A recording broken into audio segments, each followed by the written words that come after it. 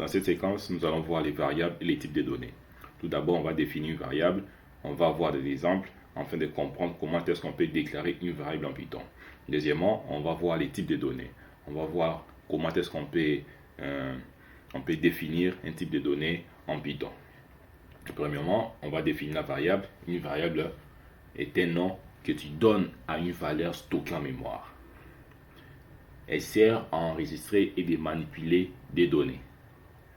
Donc, on comprend déjà dans ces définitions, une variable est un nom que tu donnes à une valeur.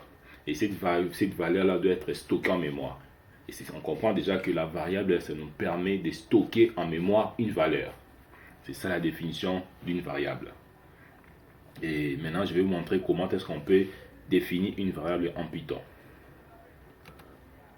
Pour définir, pour ici, les commentaires sur une seule ligne, on met dièse.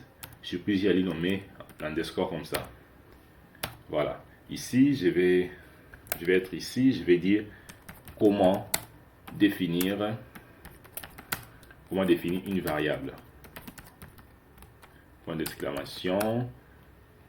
En Python, on va commencer, on va définir d'abord les noms. Parce que dans les définitions, nous avons dit une variable est un nom qui stocke une valeur. On va définir les noms de la variable. On met nom variable. Non variable. Et la variable est un nom qui stocke une valeur. Maintenant, on va définir la valeur. Ici, on met valeur. Donc, la valeur est contenue dans la variable. Et la variable contient une valeur. Et ça, c'est la valeur. Et puis, les signes ou les symboles opérateurs, on appelle ça opérateur d'affectation. Donc, ces symboles-ci égale, on appelle ça opérateur d'affectation. Cette opération d'affectation, ça permet de mettre en valeur la valeur de la variable. Voilà un peu. Et voilà comment on définit une variable en Python. Ça, c'est le nom de la variable. Et ça, c'est la valeur qui est contenue dans la variable. Maintenant, je vais vous donner les règles pour nommer une variable. Parce qu'on ne peut pas commencer à faire des exemples si je ne vous montre pas les règles de nommage de variables. Je viens ici en bas, je vais écrire règle pour définir ou pour nommer une variable en Python. Voilà, 2 points. 1. Première règle. Elle doit commencer par une lettre. Par une lettre ou un underscore. Underscore comme ça. J'ouvre les parenthèses. Underscore, chiffre 8. 2. Deuxième règle. Elle peut contenir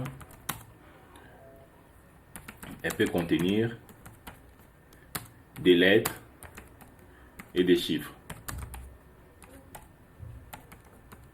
Des lettres et des chiffres. Et même les underscores aussi. Underscore. Je pense que j'ai bien écrit. Voilà. Troisième règle. Elle ne doit pas contenir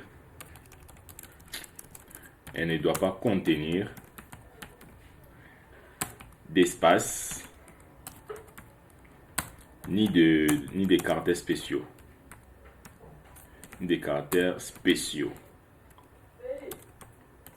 Voilà, comme ça. 4, pour finir, elle ne doit pas être un mot-clé. Elle ne doit pas être un mot-clé. C'est quoi un mot-clé? Ce sont les mots qui sont réservés en Python. Mot-clé ou mot réservé. Underscore, tiré, mot-clé. Réservé.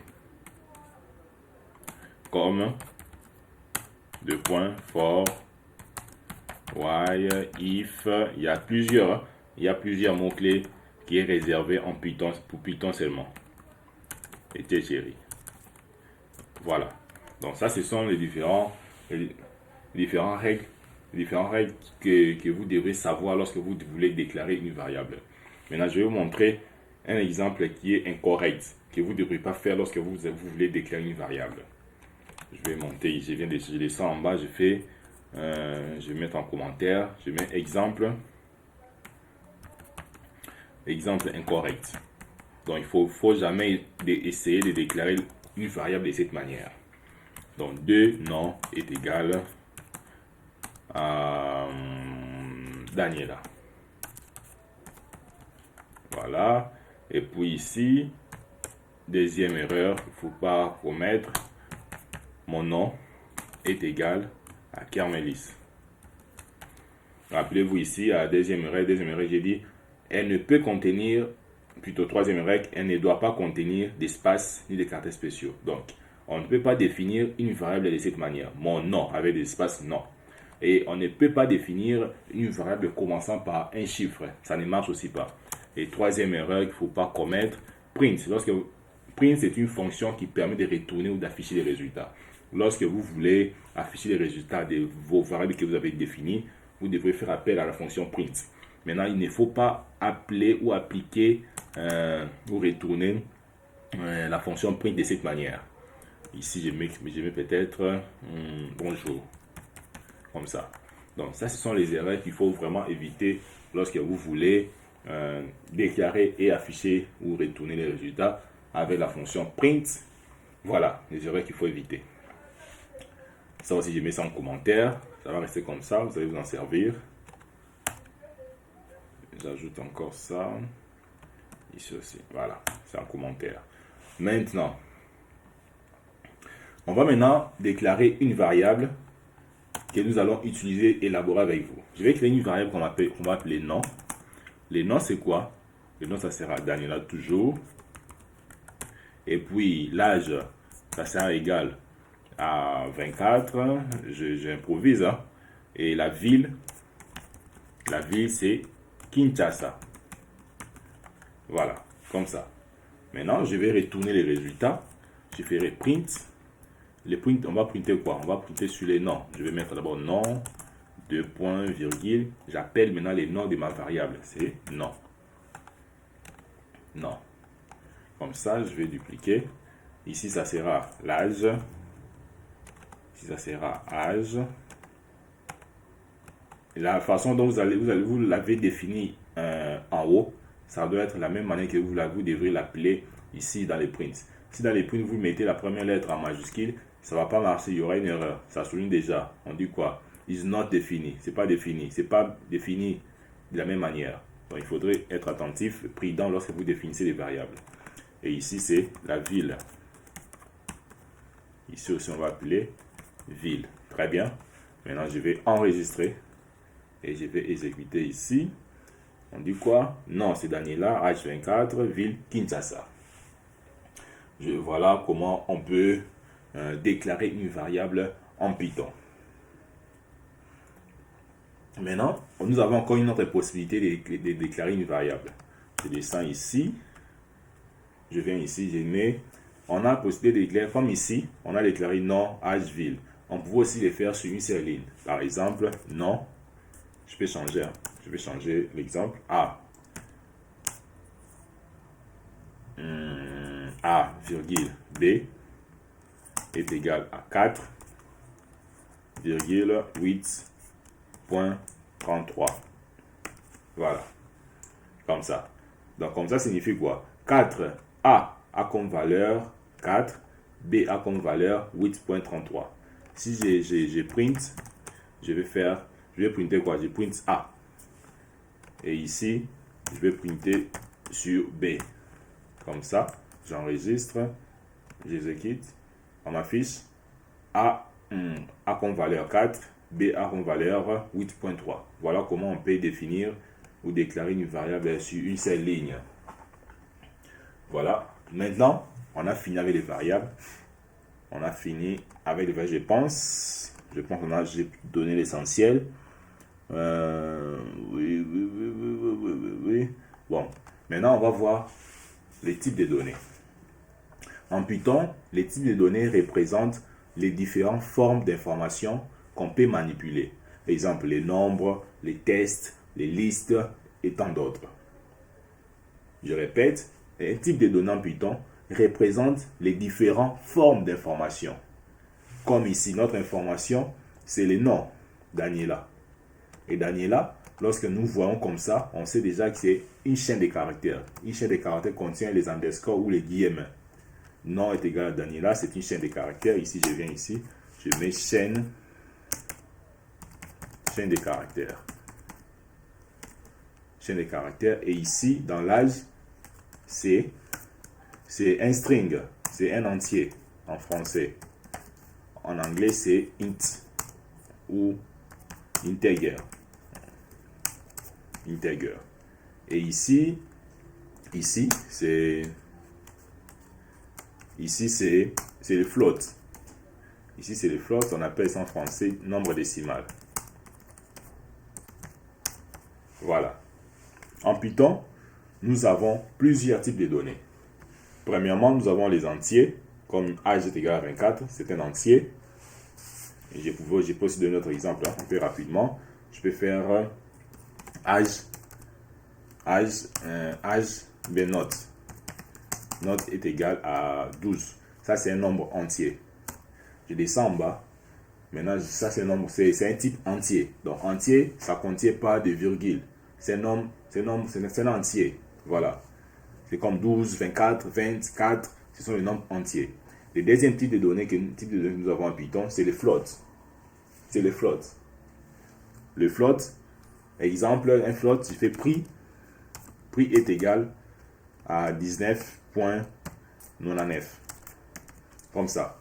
Ça, c'est les floats. Les floats contiennent des virgules.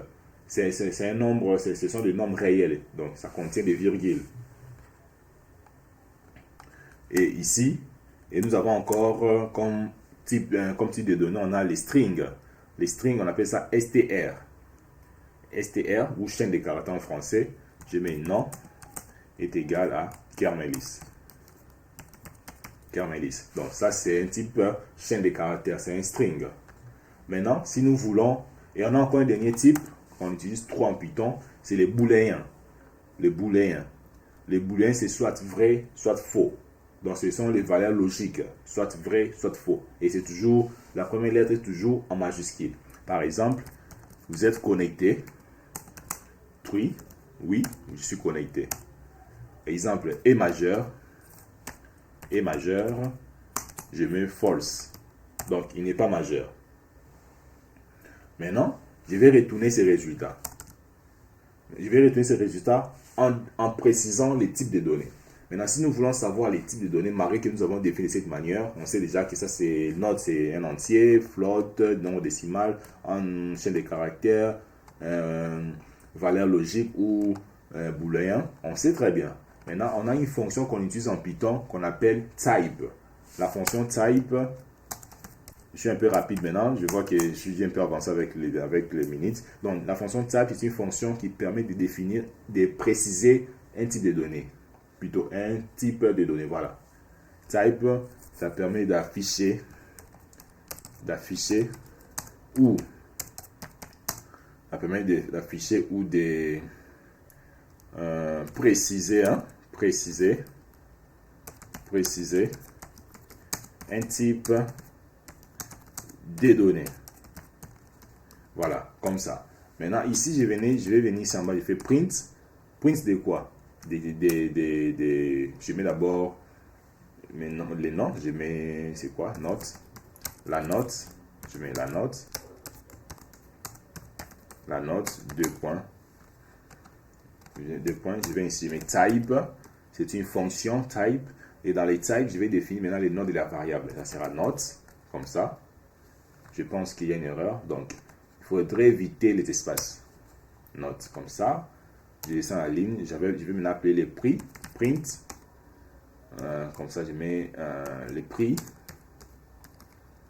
2 points. Je viens ici, type. Dans les types, je définis ma variable les prix que j'ai défini. Et puis, j'ai print. Je vais printer sur quoi? Je vais printer sur E majeur. Je viens ici. Print sur, je ne vois pas bien. C'est quoi? E majeur, je copie ça. Je viens ici. Je mets E majeur. Je viens ici. Type.